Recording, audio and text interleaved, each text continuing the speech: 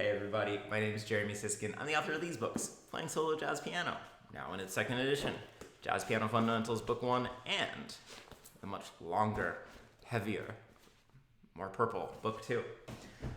So recently I had a student bring in a Barry Harris exercise, one of his, I think, well-known ones, and I think it's just such a beautiful exercise. But when I asked my student, okay, so how are you going to use this? What are you going to use it for? They're just like, I don't know, it just sounds good. So I thought that I would do my best to teach you this exercise and then show you a couple of different real world applications. So that's my game plan today, just stealing from the great Barry Harris. So this exercise, as far as I understand it, I'm kind of getting it secondhand, but I think I understand it, is a great practice for suspensions and to really master your diatonic scales and some of the important things that you could do with them. So in my view, what you're going to do, and here, let me show you this. If we're in C, we're going to have our lowest voice moving up the C major scale. And then above that, our tenor voice is going to be making what I think of as a 7-6 suspension. 7-6, 7-6. So I'm always going diatonically, staying within this scale, a 7th and then a 6th above. I'm getting into a lot of ledger lines here, so I'm going to start writing it in the right hand. But we can go all the way up the scale.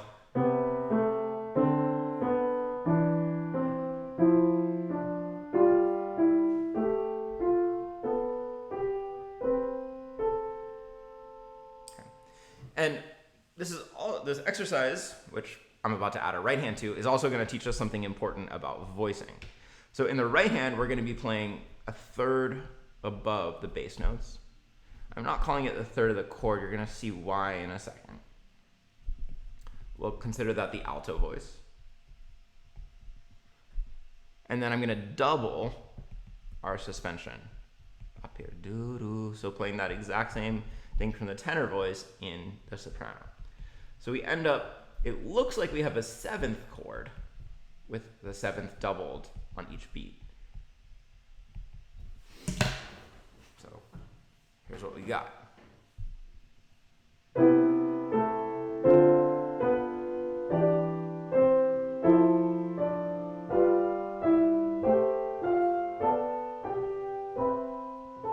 Okay, so that's kind of the basis. And then we add a lower neighbor to the resolution of the suspension, so the note a 6th above the bass note.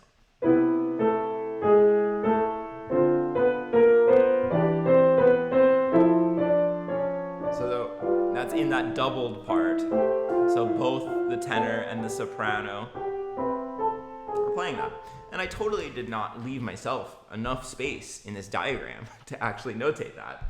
But I'm going to try to stuff it in anyway, because I'm not very professional. It's amazing this YouTube channel might someday have 10,000 subscribers, given the level of production, or shall I say lack thereof. So each time we're going from 7 to 6 and then doing a little lower neighbor. Do-de-o-do, to that 6th.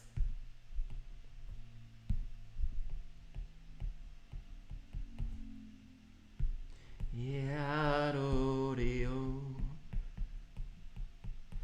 And I'll do one more. Sorry for my singing. This isn't entertaining. I don't even know what it is. What do kids like these days if not watching people sloppily write out music? Okay, so I'm going to play this one more time in C for you.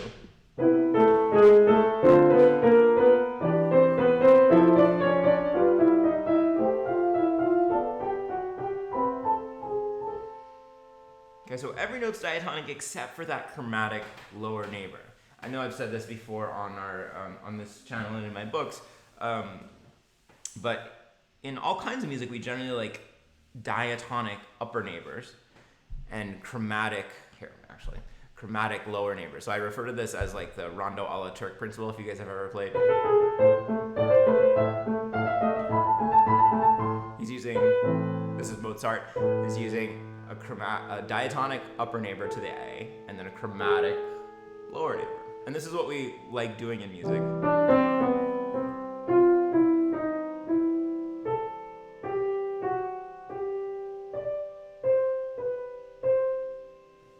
Okay, so this pattern, first of all, it's beautiful. So elegant. And great thing to practice in all 12 keys.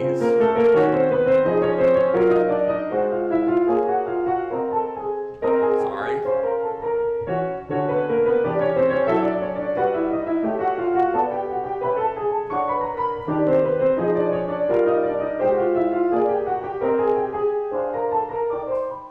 And I guess before I go on and tell you about some possible uses, it's worth saying that, you know, some exercises are just good as exercises. It's just good to get to know the diatonic scale and those lower neighbors in that way, and it's beautiful to just play it in that way. So, you know, you don't have to be able to use this in a ton of contexts, but I do like putting things to use that I learned. So how might we use this? So first thing you could do is, like, imagine you're playing a free introduction, right? They say, hey Jeremy, hey John, hey George, hey Ringo. That was weird. We're gonna play someday my prince will come in B flat. I want you to play a short introduction. And I might say, well, I've got this beautiful thing I've been practicing, so I'm gonna play it in B flat. And then in order to make it an effective introduction, I've just got to get to a 2-5 to B flat somehow. Okay, so I've got my way that I like doing it, pretty nice and short.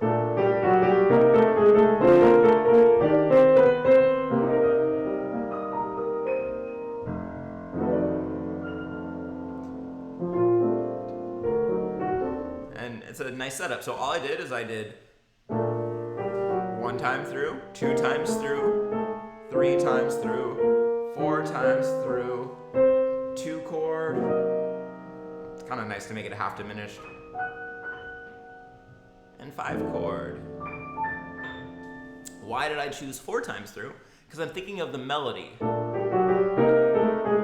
So A, B flat, B flat, C, D, leads to E flat, which is the 3 of that 2 chord. So it connects really nicely like that. Now, by that same logic, we can make it go farther. We could...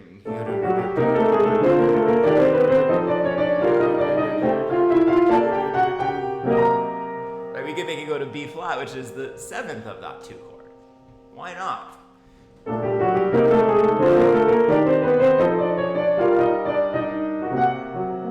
I could connect it to the flat 5 of that 2 chord.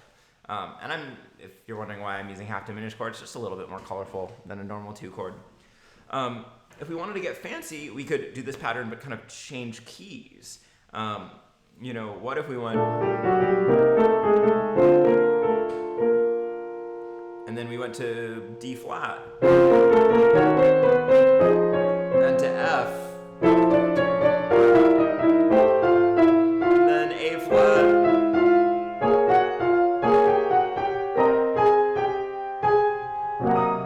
and then found a way to connect it.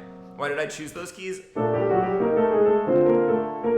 Because I could repeat, right? I could repeat the last soprano and tenor voice.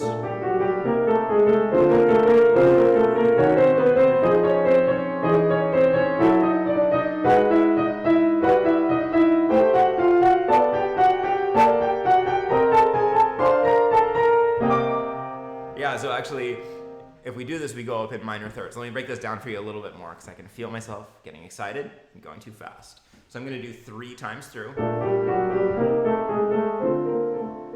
Now if I change from D minor to D flat major, do that 3 times through. If I change, keep this, change from F minor to E major, change from A flat, so I'm keeping this, changing from A flat minor to G major, then I get back to B flat,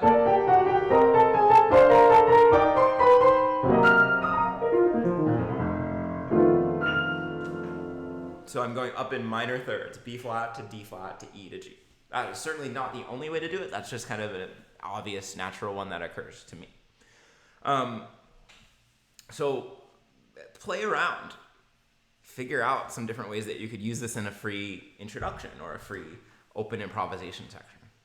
But then I think what's really interesting, if we go back here, now it's tempting to think of this as C major 7, D minor 7, E minor 7, but I don't think that that's actually what's going on.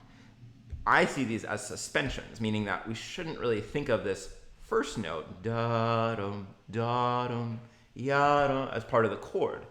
It's actually C, A, and E, which is like an A minor, or D, F, and B, which is like a, let's call it a B diminished, and then E, G, and C, which is like a C major, right? These are actually kind of triads, F, A, and D, which is like D minor.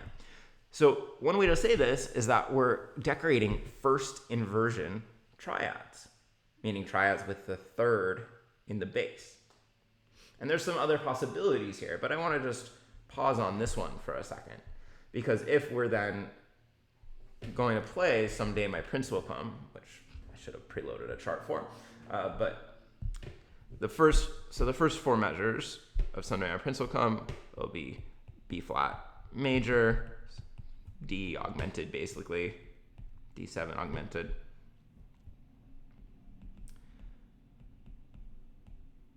E flat major, some sort of a G7, and I'll go one more measure. Well, I'll go a little bit more, G7 augmented, C minor, F7. Okay, so if I want to use, this configuration, I think the number one mistake I see people using is that when they get to this first chord, this B flat 7, they try to use the one starting on B flat, and it sounds okay.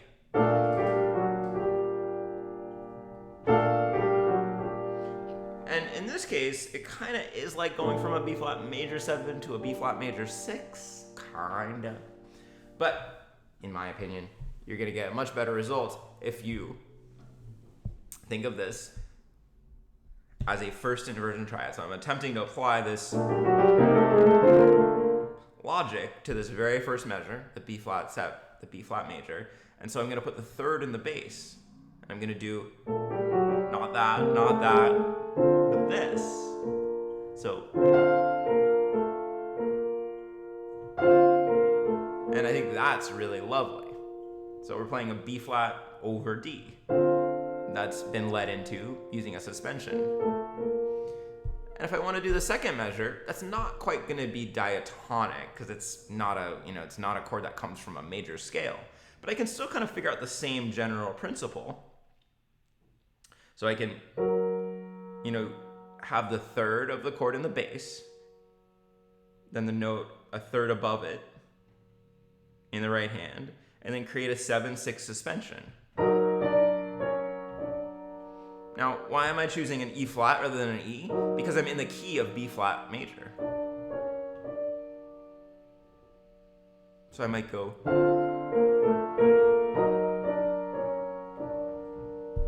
Okay. And then E flat major, so I'm going to put G in the bass.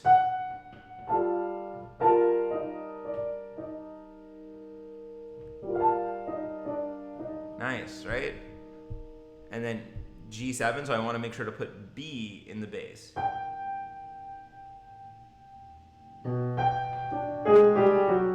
This one's tricky because all that moving line goes right next to the G, so I probably wouldn't truly use it there. And then C minor, so I'm putting E flat in the bass, the third. G7. Beautiful.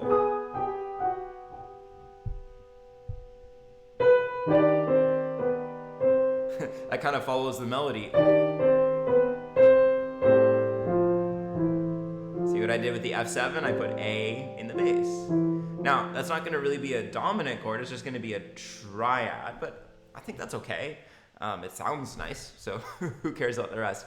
So if I were overdoing it, trying to apply that Barry Harris figuration to the first 8 measures, it might be.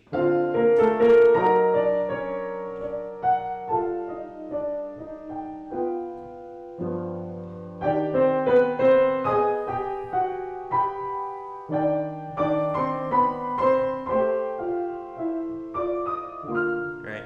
If I wasn't going to overdo it, if I was going to try to be like a normal person, I might go.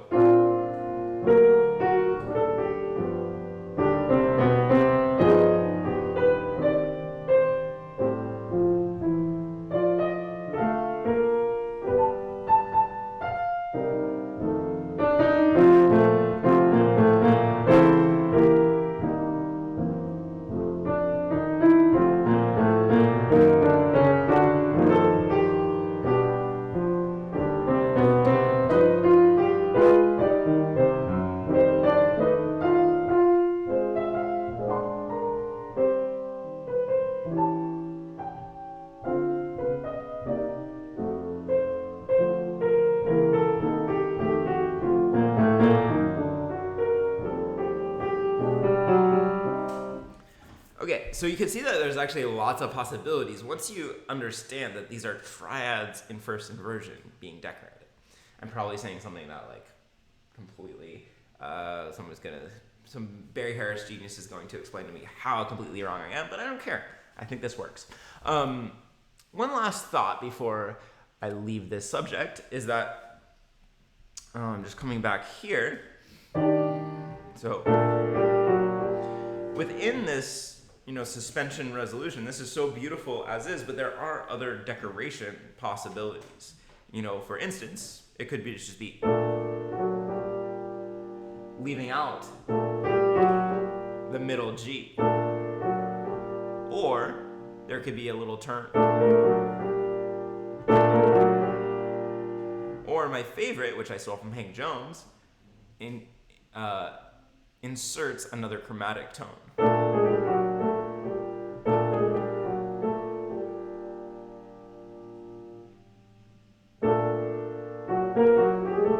So don't feel limited also by this da da da da.